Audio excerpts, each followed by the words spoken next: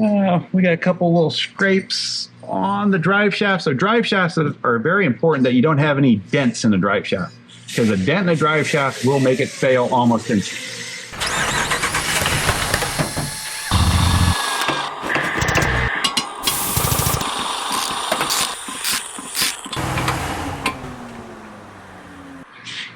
And then we'll go up this drive shaft too. Now here we see that the pinion seal did leak at one time. Looks like it was just replaced very recently, because this isn't fresh oil. Looks like it was there from previous repair, because there is no oil physically on the yoke itself at this time.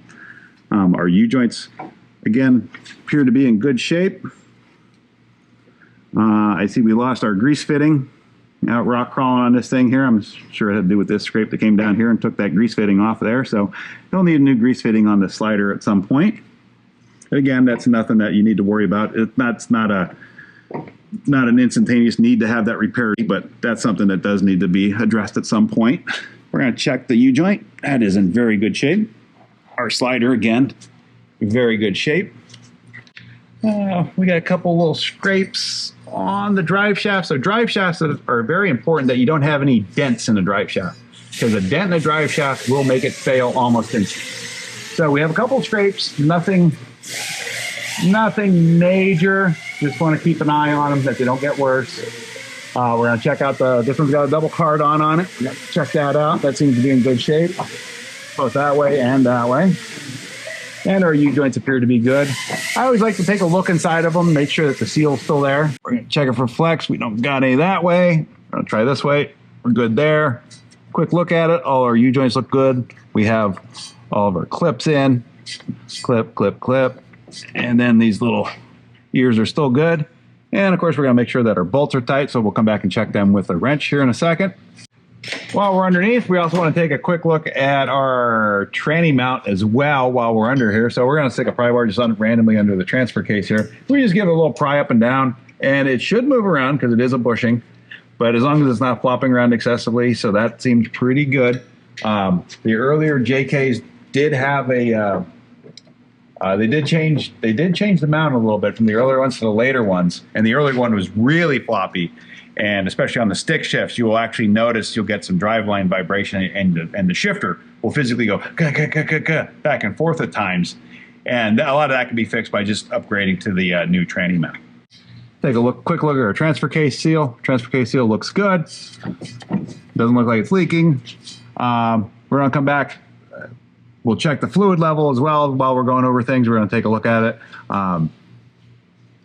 When you're inspecting your vehicle, if your transfer case isn't wet at all, it's not something that you need to investigate all the time. Now, if you did have some seepage from here, then you would want to check the level of this more often. But since it's nice and dry, recommend just giving a look over every now and then. All right, we're going to check our transfer case fluid. And again, this is typically something you don't need to do every time, because we see, like, especially on this one here, we don't have any obvious fluid leaking out of anywhere, but we do want to take a look just to see what we have in here since we're going over everything else. And this is just on the JKs, this happens to be a 10 millimeter Allen wrench is what fits this plug. And the upper plug is your fill plug and level plug. This is how much fluid should be in it. So we take this, and as we crack this loose, we see that there is fluid coming out. So we do know that it's full. So what we want to do is we're just going to take a quick little sample here. And what we're looking at is this uses automatic transmission fluid, ATF. So it's going to have this red color to it. And we see that it's red. It's not pink. It doesn't have a Pepto-Bismol type look. If it has the pink Pepto-Bismol look, that means that it has mixed with water. This is nice and red, looks good and clean.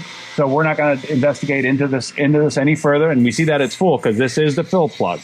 Now, if you come up, if you go up here a little higher and you look downward, you can actually see the drain plug down here. So if you need to drain it, that's what that plug does. This one is the fill. So it all looks good. So we're going to screw this plug back in, and we're going to go ahead and check our diffs too while we're at it. And again, we're going to go ahead and we're going to check their rear differential fluid and their front differential fluid as well.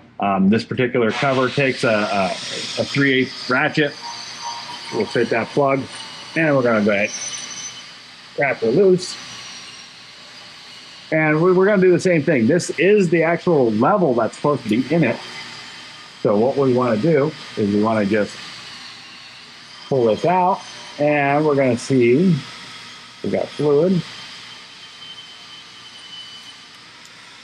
And when I look in here, I do see fluid right below. The camera won't be able to see it, but I do see the fluid right there. And again, we're going to take a look at our fluid, and we want it to be a nice brownish color. If it was chocolate milk, it would be the water contamination in this. And then we're also looking for any sparkles that we would have too. You know, sparkles would indicate metal in there as well. But it all looks pretty good, pretty fresh.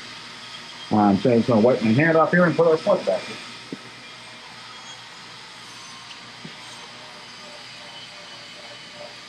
in. And this type of plug is just a pipe plug, so you don't need to go crazy with how tight you make it, because it doesn't actually stop on anything. It is just a tapered plug into a tapered hole. So you just snug it up, and we're good to go there. Then we're just going to go around to the front, check the front. We already had this one cracked loose earlier, so we're just going to fling this guy out, see what we find. Okay, again, I see the fluid just down below where the camera probably can't see it, but I can get my finger right on it. And here we see it's much darker in color. So this probably could probably stand to be changed.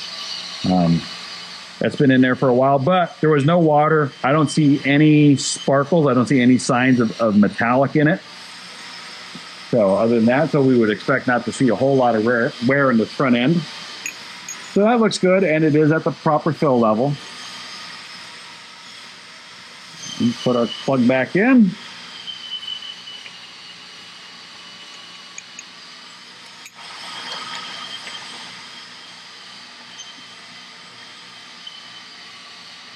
And we're good to go.